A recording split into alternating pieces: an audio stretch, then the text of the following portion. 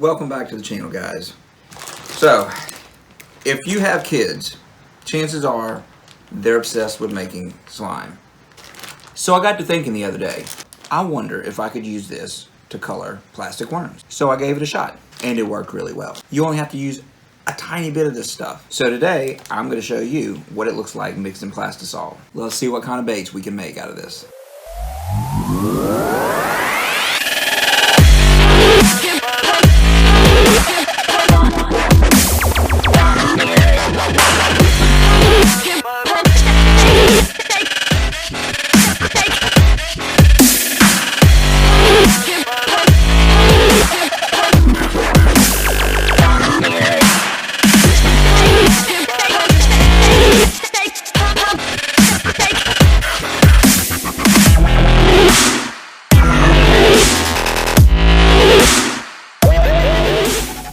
Okay guys, this is the plastisol I use. It comes from Lure-Craft, and I use the number 500 formula. It's actually a saltwater formula.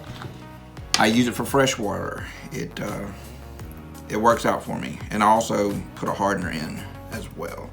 So I'm just gonna make a small batch to test this out. So let's go heat this up and mix in some mica powder. All right guys, let's get started. And when you work with this stuff, if you haven't done it before, you need to be extremely careful because it gets hot. It's very hot and it stays hot. Okay. So what I'm gonna do is mix up two different shades of green. I've got a lighter green and a dark green. And I'm just gonna use this little palette knife. Put a dab of this green in there. And then we'll get this darker color here. I'm gonna make a two-tone worm.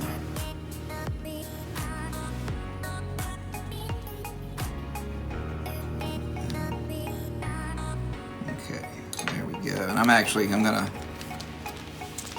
put a little bit of green glitter in a lighter one. Let's say the lighter one. Just a little bit. Give it a little extra flash.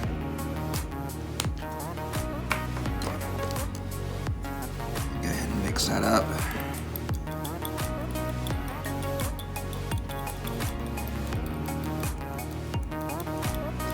And you notice I'm using baby food jars.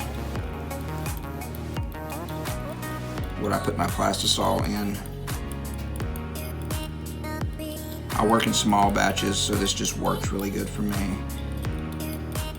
Okay. And if you haven't made your own lures yet, I highly encourage you to do it because, man, there is nothing like catching fish off of a lure that you made yourself. I mean, it's just a satisfaction beyond all satisfaction as a fisherman to know that you can basically start with nothing and catch a fish off something that you made.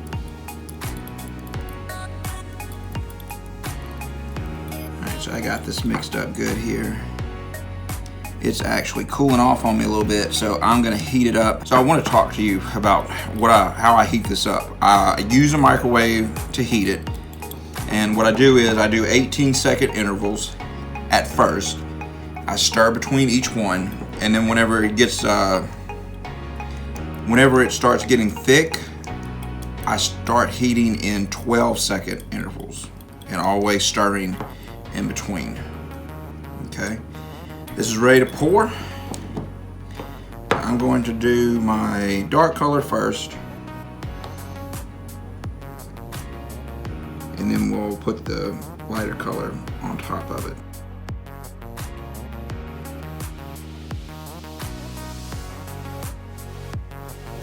That will be okay. All right, let's set this aside to cool, and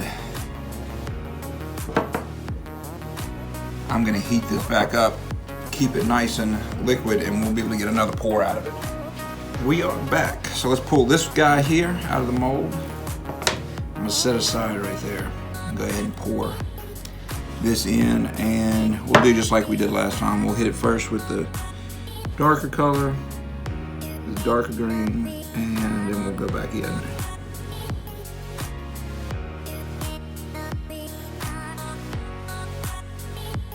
So I'm gonna let this cool. Man, check this out. This is, look at this. That's a pretty cool looking color that we got right here. Okay, and then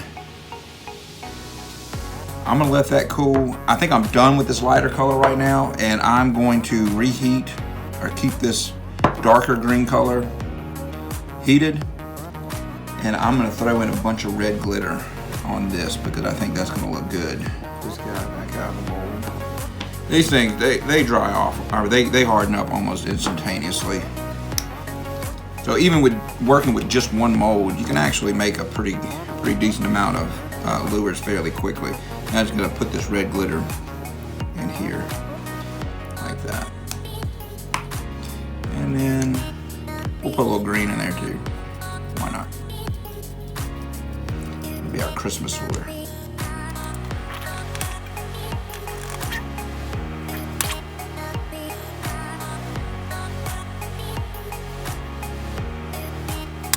All right, we'll let that cool and we'll be right back. All right guys, let's take this final one out of the mold right here. It came out really nice. Really nice. And then, see, I did this one. I did this guy here off camera, this bronze looking color. Almost a natural, but it's got a little bit of shine to it. So as you can see, this mica powder worked great, really good. And really, here's just for comparison, here's a worm that was made with, worm colorant. And the only difference is this has got a little bit of a shimmer to it. So that's it for the video, guys. I hope you enjoyed it, and I encourage you to go out there and make your own lures, maybe get some mica powder, and if you've got any ideas of anything else you can use as a colorant, try those as well, and let me know in the comments what you think about it and any results you have using it yourself. And until next time, take care. Tight lines.